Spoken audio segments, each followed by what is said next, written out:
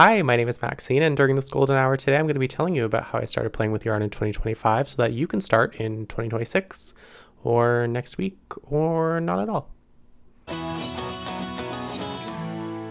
Future me has come to intercept this video. So when I recorded this video, my original idea was to discuss how I actually started knitting. However, after filming all of the video content and also editing the video content, I realized that I did something kind of totally different. And I think that this video should actually be titled, How I Successfully Picked Up a Hobby in 2025 Despite Severe Executive Dysfunction, also known as ADHD. So I'm now going to be tagging this video as part one of a two-part series on how I actually started knitting. This video will cover more of the mental game of actually starting a new hobby, whereas my second video will hopefully cover some more in-depth mechanics about how I actually picked up the skill. Anyway, back to that video. I wanted to make this video because starting a new hobby can be really difficult because the question is always, how do you start? And that how really is going to look different for everybody. So my goal for this video is to tell you about how I started fiber arts in 2025 so that maybe I can inspire you to grab your first set of knitting needles or start the hobby that you've always wanted to start but never have. This video will take you through an approximate 5 steps of my fiber arts journey to get to the level of comfort and skill that I am today, and we'll conclude with a little how it started versus how it's going. Whether you're here because you actually want to learn how to knit or crochet or you're just here for the vibes, thank you so much for being here. I really do appreciate it, and I'm so very happy to have you. So the first thing I can honestly say that got me started on this hobby is talking to somebody about it. And for me,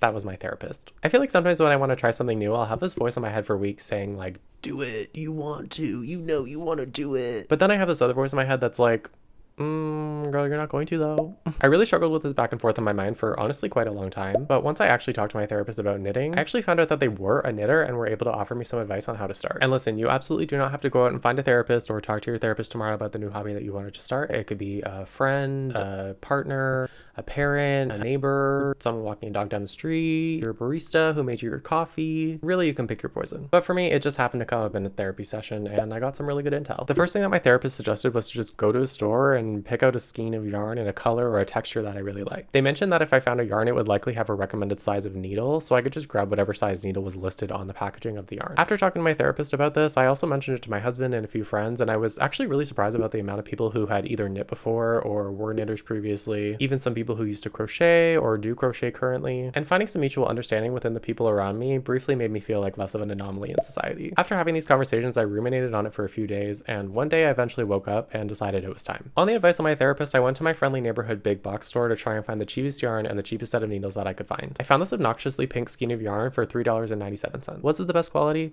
Absolutely not. But I knew that I wasn't going to be making anything of it, and since I was literally just trying to figure out how to knit, most of the material was probably just going to end up in the garbage. I picked up a pair of these shiny gold needles just because I thought they were really cute, and they matched the size that was indicated on the yarn. I had no idea what I was supposed to do with the yarn, and I had no idea what I was supposed to do with these needles, but I was very determined to figure it out. The step of acquiring these materials was probably both the easiest and the hardest part of the entire journey. This is because had I not talked to somebody about starting, and had they not given me really succinct advice about how to start, especially with the bare minimum materials that I would need to get started, I probably would have gone to a store and just been staring at a yarn wall for a really long time, and then I probably would have just gotten overwhelmed and walked out with nothing. Now that I had the bare minimum materials that I needed to get started, I moved on to step 3, which was absorb a lot of content. Ironically, before this stage, I had not actually watched any content about knitting. I kind of just conjured up this whole idea in my head that knitting was going to be something that I would really enjoy. You would think that one of the points in this video would be to consume content about something that you kind of want to do, but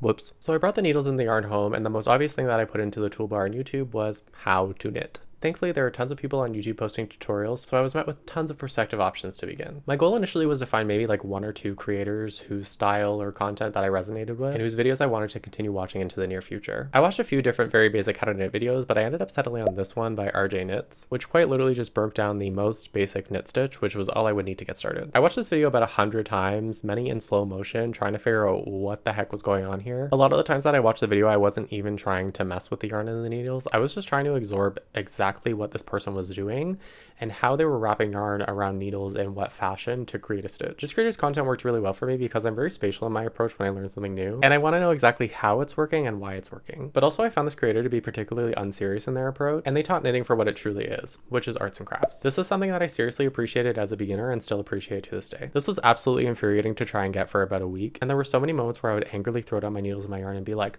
I'm never going to do this. But I'm not even kidding you, there was literally one morning where I woke up, I picked up my needles in my yarn, and it just kind of made sense. Which I think just goes to show you that with input, brains can adapt over time. Another strategy that I used with absorbing content was passively watching videos before I went to bed. I knew when I started knitting that I wanted to be making wearables, so I started watching YouTube videos about people making sweaters and hats.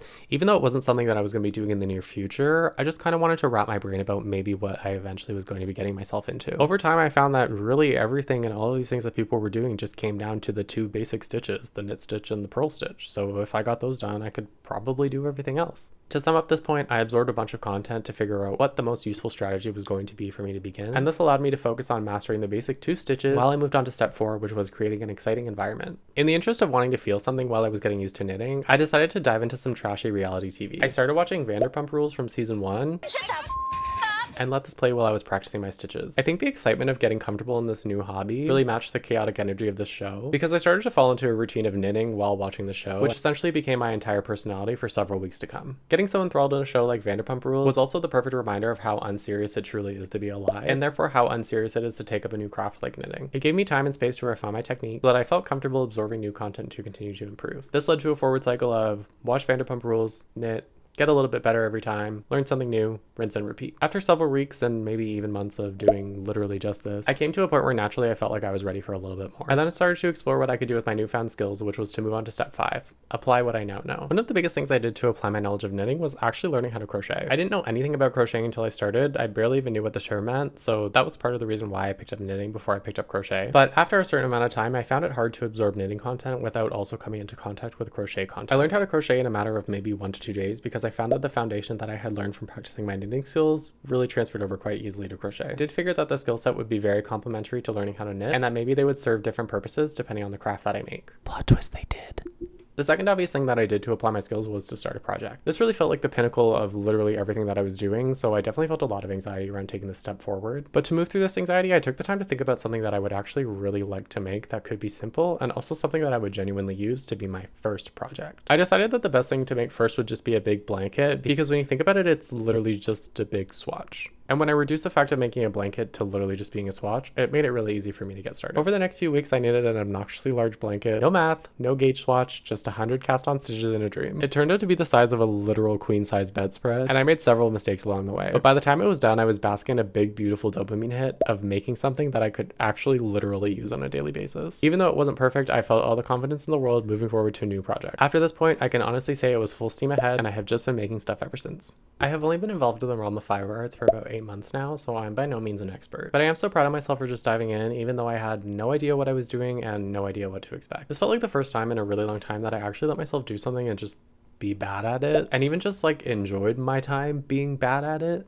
And it definitely allowed me to let my guard down and maybe be bad at some other things in life. I have truly learned so much about myself through this process, and have given myself space to just be in the moment and create things that I love. I really want to find a way to conclude this video in a way that's not a super cliche like, just do it, the time is now. But honestly, if you do want to start a new hobby, whether that's knitting, crocheting, or something else, the time might literally be right now. Or it might not be right now, and that's totally fine too. What I'm taking away from this process really comes down to 5 basic things. The first thing, talk to somebody, because you never know what experience they might already have. The second, get the bare minimum materials at the lowest cost. Understand that this thing that you're trying might not actually work out for you, and you don't want to be out a bunch of money on something that you're never going to use. Number 3, consume content.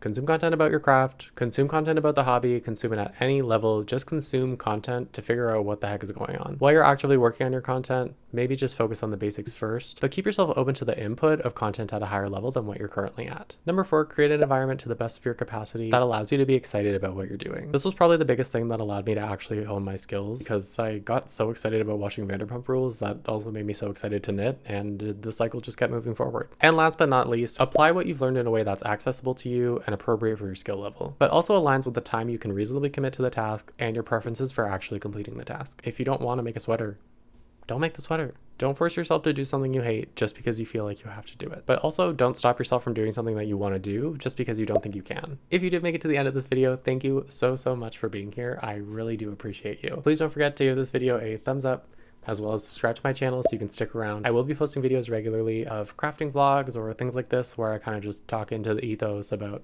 life and experiences or whatever else comes up onto my mind. Let me know in the comments below what you may be working on, if you are currently working on any project. Let me know in the comments also if there are any hobbies you've been thinking about taking up this year or next year or sometime soon, because maybe myself or somebody else in the comments will have some experience. Whether or not you came here to learn something or we're just here for the vibes, thank you so much. I'll see you soon. Take care.